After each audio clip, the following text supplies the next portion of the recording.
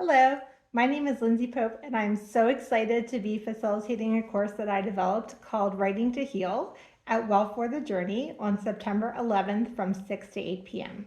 So you may be asking yourself, what is Writing to Heal? Very good question. So it's essentially a method that you can use, and no writing experience is required at all. You can just be a complete beginner and you will pick it up. I will, of course, teach you the steps, and it's something that's very easy to learn. And it's essentially a way to help yourself through something difficult in your life, help yourself process some emotions.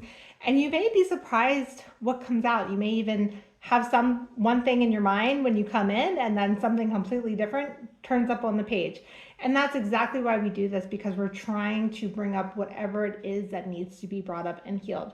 So expect deeper level conversations, expect compassion, understanding, and empathy.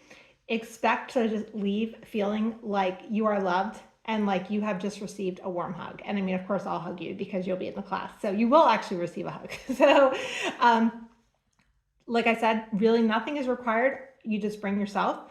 Open mind, open heart, that's all I ask for. So we're going to be providing you with a journal, with a pen, and you will get step-by-step instructions from me. You'll know the method.